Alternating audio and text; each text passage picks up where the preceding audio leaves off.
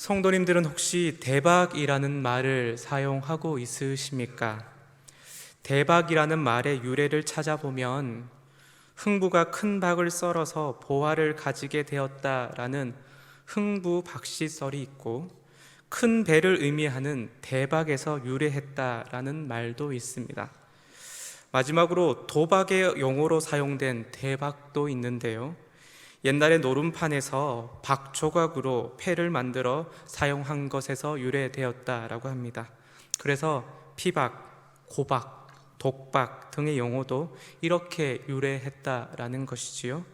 즉 대박이라는 것은 도박에서 박조각을 많이 가져가게 되었다라는 용어인 것입니다. 저는 세 번째 이야기가 신빙성이 있어서 대박이라는 용어를 잘 사용하지 않습니다. 요즘 대박이라는 말이 큰 행운을 뜻하는 표현으로 사용되기도 하지만, 최근에는 황당한 일이나 몰랐던 일에 대한 놀라움의 표현으로 사용되기도 합니다. 그럼 대박이라는 말은 언제부터 많이 쓰여지게 되었을까요? 어떤 분이 신문 기사들을 다 검색을 해보았더니 1996년에 영화계에서 대박났다라는 말로 처음 쓰였다라는 것입니다. 1990년대 중후반부터 우리나라는 다양한 분야의 성공 신화를 꿈꾸던 시대였습니다. IMF로 또한 힘든 시기를 살고 있던 우리나라는 돈을 많이 버는 것이 굉장히 중요한 것이구나라는 인식이 생기게 되었고, 이때 새로운 단어를 만들게 되었다는, 자신들의 마음을 표현할 수 있는 단어는 없을까라는 의미에서 그 단어를 만들었는데, 그것이 바로 대박이었다라는 것입니다. 결국 어떤 곳에서 어떤 종류의 말이 만들어지는 이걸 보면 사회가 어떤 것을 추구하고 있는지 우리는 알 수 있게 된다라는 것입니다. 그래서 신조어들이 만들어지더라도 그 말의 의미가 무엇인지 잘 알면서 사용하는 것이 필요하지 않나라는 생각이 듭니다. 그리고 사람의 입에서 나오는 말과 단어는 그 사람을 표현해 주는 것이기에 더 신중하게 사용해야 되지 않는가라는 것이지요. 언어는 마음을 담는 그릇이기 때문입니다. 예전에는 늙어서 잊어버리는 병을 노망이라고 했습니다. 망령이라고도 했고요. 하지만 일본의 식민 지배를 겪으면서 해방 후에는 일본식 명칭인 치매라는 말을 쓰고 있다라고 합니다.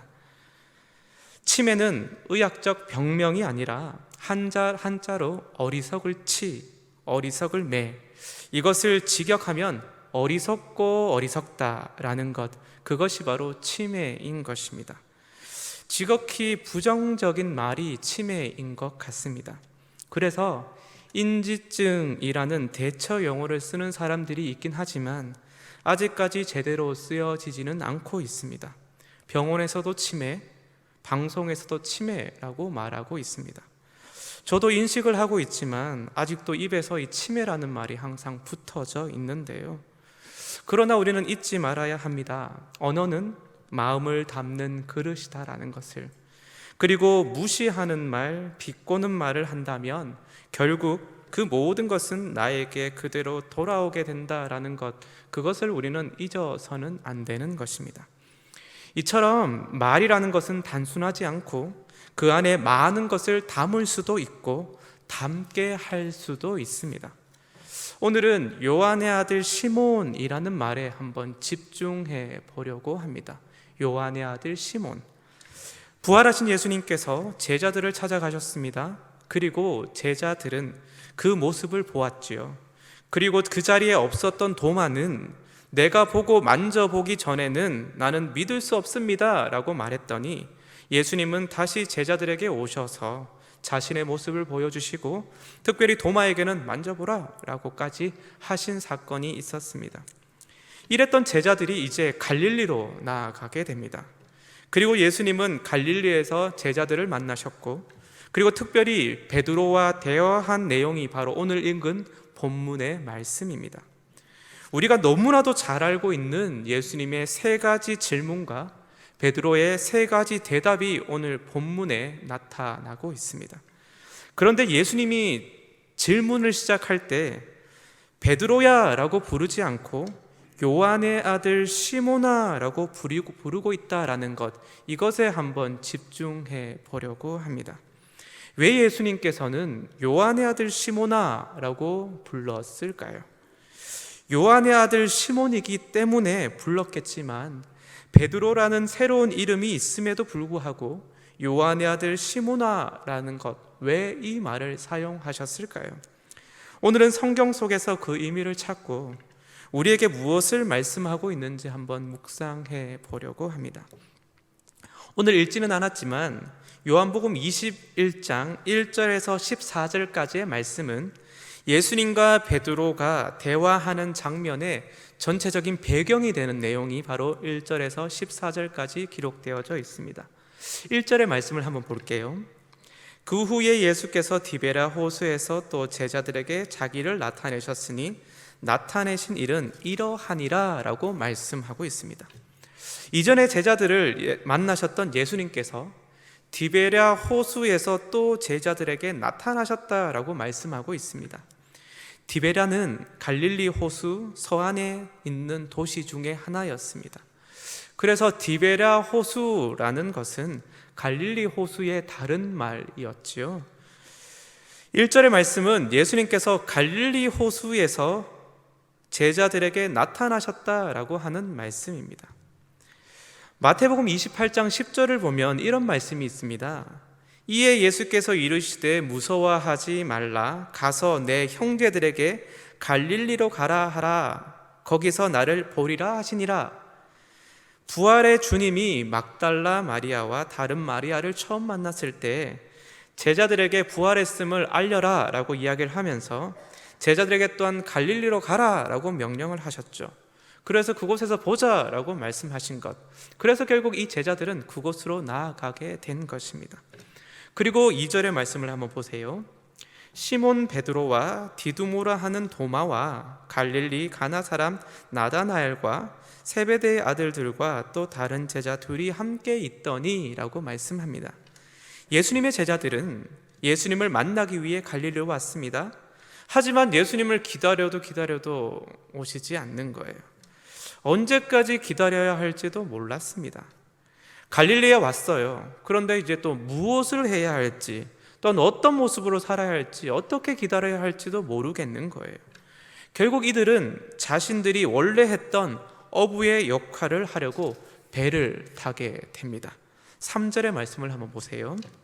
시몬 베드로가 나는 물고기 잡으러 가노라 하니 그들이 우리도 함께 가겠다 하고 나가서 배에 올랐으나 그날 밤에 아무것도 잡지 못하였더니 라고 말씀하고 있네요. 베드로가 나는 물고기 잡으러 갈게 라고 말하고 있습니다. 어찌 보면 이 말은 너무나도 공허하고 답답한 베드로의 표현이었습니다. 할 것도 없는데 뭘 해야 할지도 모르겠는데 나는 그냥 물고기 잡으러 갈게 라고 말하는 것이지요.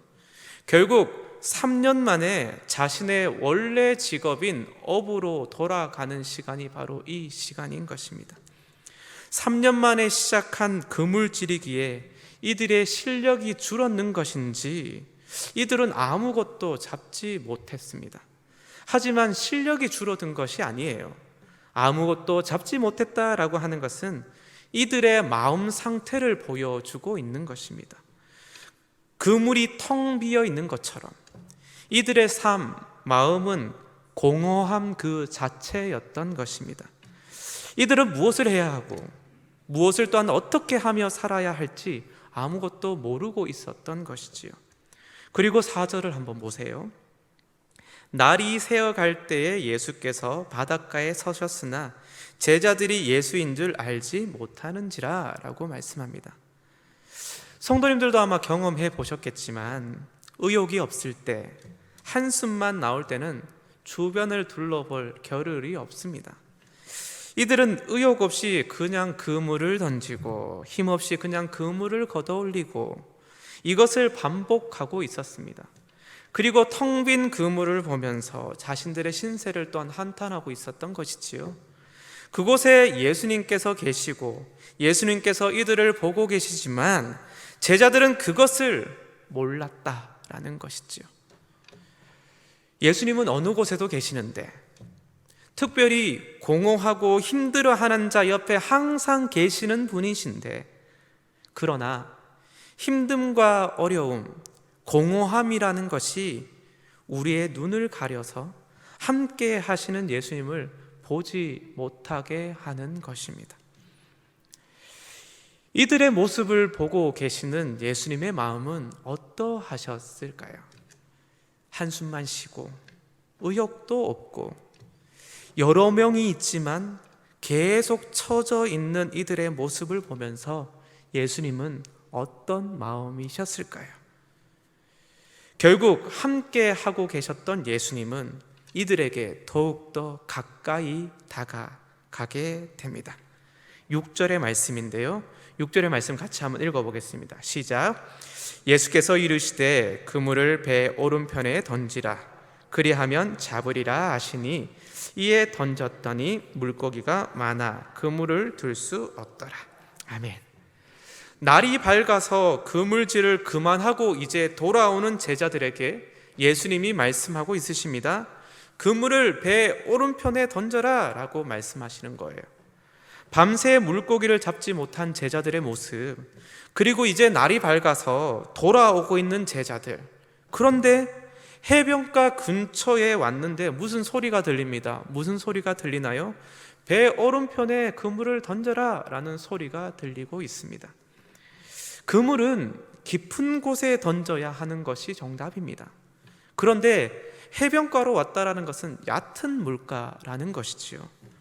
이들은 해변가 근처에 왔기에 그곳은 깊은 곳이 아니라 얕은 곳일 겁니다.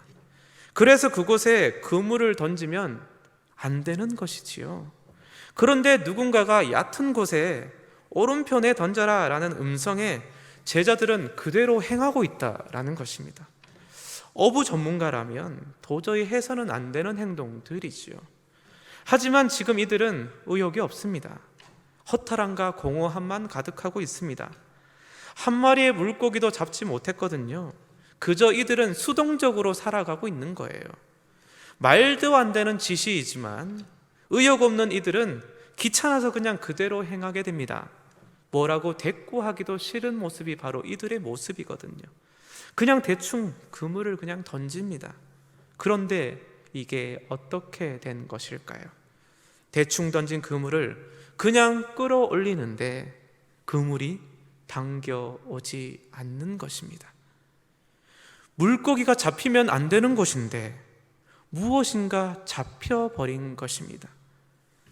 그물을 당기는 이들은 힘을 쓴과 동시에 정신이 번쩍 들게 됩니다. 힘없이 있던 이들은 갑자기 눈이 밝아지고 귀가 열리기 시작을 합니다. 7절의 말씀을 한번 보세요. 7절의 말씀 같이 한번 읽어보겠습니다. 시작. 예수께서 사랑하시는 그 제자가 베드로에게 이르되 주님이시라 하니 시몬 베드로가 벗고 있다가 주님이라 하는 말을 듣고 겉옷을 두른 후에 바다로 뛰어내리더라.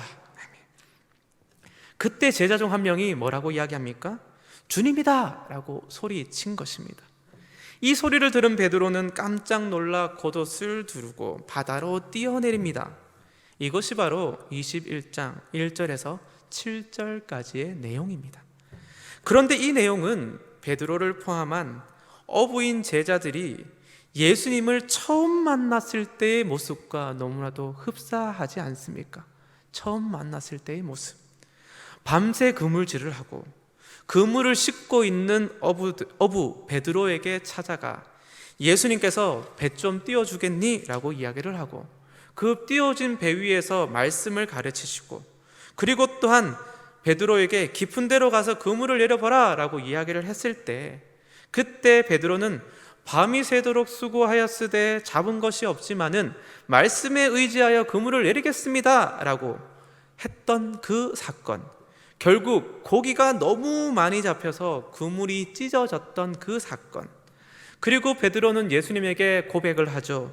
주여 나를 떠나소서 나는 죄인입니다 라고 고백했던 그 사건, 예수님과 첫 만남의 그 내용이 오늘 이 시간 이 내용과 너무 흡사하다라는 것입니다. 결국 예수님께서는 베드로에게 첫 만남과 첫 사랑과 첫 경험을 기억나게 하시고 그때 사람을 낚는 어부가 되게 하겠다라는 말씀을 베드로가 다시금 기억나고 상기시키기 위한 것이 바로 오늘의 내용인 것입니다. 그리고 9절의 말씀도 한번 보세요. 9절의 말씀을 보니까 이렇게 나와요. 육지에 올라보니 숯불이 있는데 그 위에 생선이 놓였고 떡도 있더라. 육지에 제자들이 올라오니까 예수님께서 숯불을 피워 놓으시고 무엇을 준비해 놓으셨다고요? 생선과 떡을 준비해 놓으셨습니다. 그리고 12절의 말씀을 한번 보면 이렇게 나옵니다. 예수께서 이르시되 와서 조반을 먹으라 하시니 제자들이 주님이신 줄 아는 고로 당신이 누구냐 감히 묻는 자가 없더라 라고 말씀하고 있습니다. 예수님께서 생선과 떡을 준비하여 먹어라 하고 있습니다. 제자들은 주님인 줄 알고 아무도 의심하는 자가 없었다라고 성경은 기록하고 있습니다.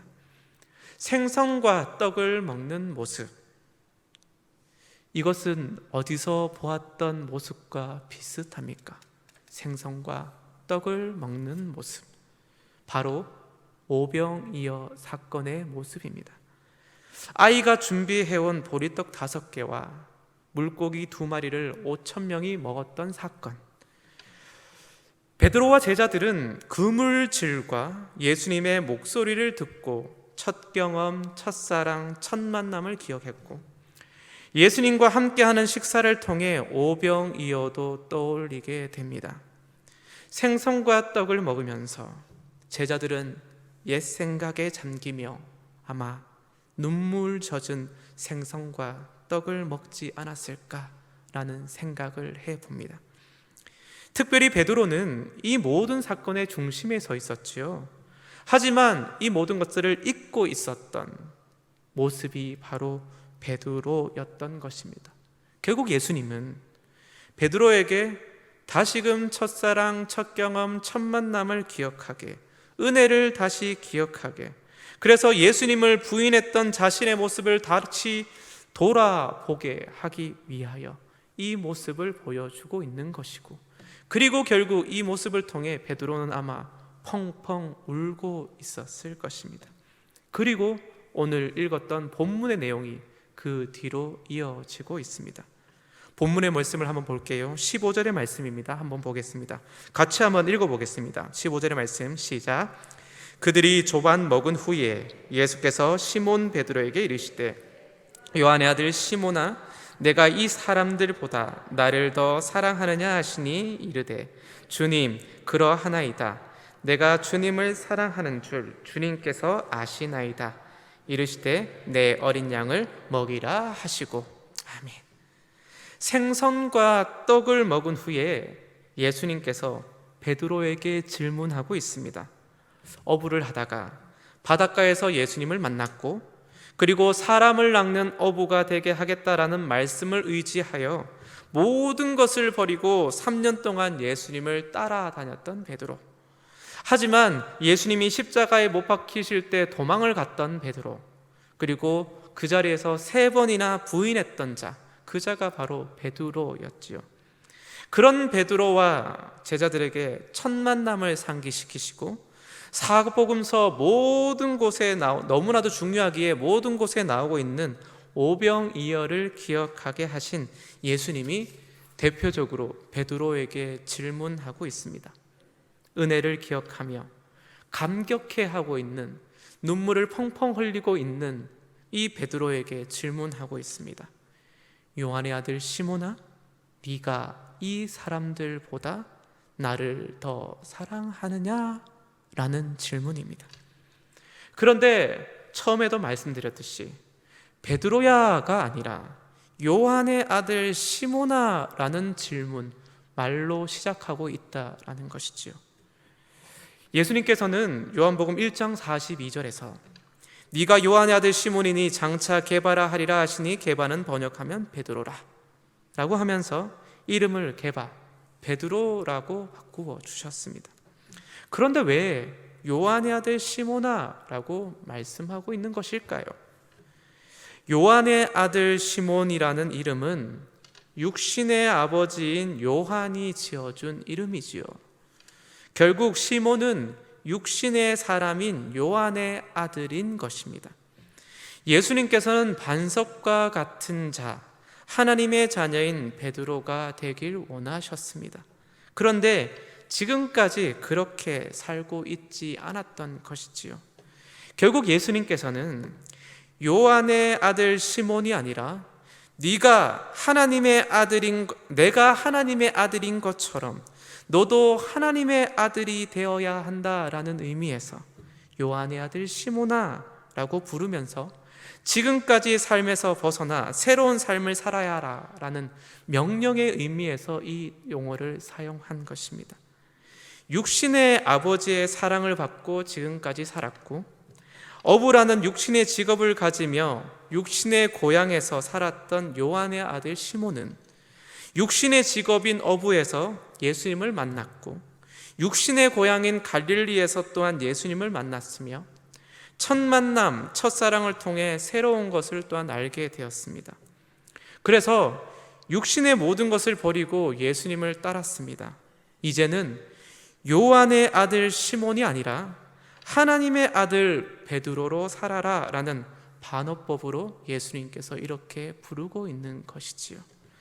베드로는 예수님의 요한의 아들 시몬아 라는 부름에 자신의 과거를 또한 생각하고 예수님의 은혜를 기억하며 새롭게 결단하고 다짐하게 되는 것, 그것이 바로 오늘의 내용입니다.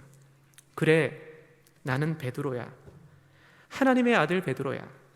나에게 사람을 낚는 어부가 되라 하셨지. 아무것도 없는 곳에서 또한 나를 먹이셨지. 3번이나 예수 그리스도를 부인했지만 그럼에도 다시 나를 찾아와 주셨지. 물고기를 비롯한 세상의 모든 것을 움직이는 분, 그분이 바로 하나님, 그리고 예수 그리스도이지. 그분이 바로 내 앞에 계셔. 나는 요한의 아들 시몬이 아니라 하나님의 아들 베드로로 살아야 해 라는 것입니다. 네가 나를 사랑하느냐? 라는 질문은 지금까지의 삶을 버리고 나를 따를래? 라는 질문이고, 네가 나를 사랑하느냐? 라는 질문은 요한의 아들 시몬이 아니라 하나님의 아들, 하나님의 자녀가 될래? 라는 질문인 것입니다. 베드로는 공허했습니다. 의지가 없었습니다. 삶 속에 의욕도 없었습니다. 하지만 과거의 은혜를 기억하며 앞으로 하나님의 자녀로 살아갈 것을 다짐하게 됩니다. 네, 주님을 사랑하는 줄 주님께서 아십니다. 18절부터 23절의 말씀을 보면 아직까지 스스로 남과 비교하며 욕심도 많은 사람이 바로 베드로의 모습입니다.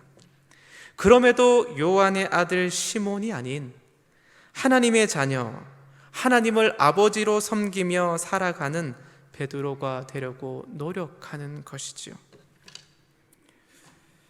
어떤 사람이 어린아이에게 찾아가 질문을 합니다. 엄마가 좋아, 아빠가 좋아? 아이의 엄마와 아빠도 아이에게 물어봅니다. 엄마가 좋아, 아빠가 좋아? 이 질문은 누구를 더 좋아하느냐, 누구를 더 사랑하느냐라는 질문인 것이죠. 엄마라고 대답하면 아빠가 슬퍼할 것 같고, 아빠라고 대답하면 엄마가 슬퍼할 것 같아서 참 아이들은 머뭇거립니다. 여러분들은 어떻게 대답하시겠습니까? 그런데 어떤 아이가 이렇게 대답을 합니다. 엄마가 물으면 엄마가 아빠만큼 좋아. 아빠가 물으면 아빠가 엄마만큼 좋아. 그래서 다른 사람이 물으면 둘 다 좋아요. 성도님들은 누가 더 좋으십니까? 누구를 더 사랑하십니까? 오늘 예수님께서는 우리에게 물어보고 있으십니다. 사람의 아들 은더가 네가 나를 사랑하느냐? 이 질문은 사람의 아들이 아닌 하나님의 자녀가 되어서 사람이 아닌 하나님을 사랑하면서 살래? 라고 하는 질문입니다. 성도님들은 무엇이라 대답하시겠습니까? 하나님의 은혜를 기억하고 하나님의 은혜를 잊지 않고 그 누구보다 하나님을 사랑하는 하나님의 자녀가 되는 우리 모두가 되었으면 좋겠습니다. 마태복음 7장 9절, 10절, 11절에 이렇게 말씀하고 있습니다. 마태복음 7장 9절, 10절, 11절인데요. 우리 같이 한번 읽어보겠습니다. 시작. 너희 중에 누가 아들이 떡을 달라 하는데 돌을 주며 생선을 달라 하는데 뱀을 줄 사람이 있겠느냐? 너희가 악한 자라도 좋은 것으로 자식에게 줄 알거든 하물며 하늘에 계신 너희 아버지께서 구하는 자에게 좋은 것으로 주시지 않겠느냐? 아멘. 하나님 아버지께서는 하나님 자녀에게 좋은 것을 주십니다. 비빌 언덕이고 산성이고 방패이시고 보호자이시고 만나와 메추라기처럼 일용할 양식을 채워주시는 하나님을 아버지로 모시는 하나님의 복된 자녀들, 우리 모든 성도님들 될 수 있기를 간절히 바랍니다. 요한의 아들 시몬이 아닌 하나님의 아들, 하나님의 자녀 베드로가 되는 우리 모두가 될 수 있기를 간절히 바랍니다. 기도하겠습니다. 사랑의 하나님, 감사합니다. 세상을 살아가는 우리들입니다. 세상의 사람들과 경쟁하며 세상의 사람들과 부딪히며 세상의 사람들과 대화하기도 하고 세상의 사람들과 웃고 우는 우리들의 모습입니다. 그러다 보니 사람들을 사랑하게 되고 사람들을 의지하게 되고 또한 사람들을 힘과 능력으로 생각할 때가 너무나도 많습니다. 그러나 주님, 우리가 비록 육신의 몸을 입고 있지만 하나님의 형상을 닮은 사람들임을 믿고 나가게 하시고 사람들의 자녀가 아닌 하나님의 자녀로 거듭나며 하나님의 자녀로 하나님께서 주시는 것을 먹고 마시며 살아가는 우리 모두가 될 수 있도록 주님 인도하여 주옵소서. 감사를 드립니다. 예수님 이름으로 기도합니다. 아멘.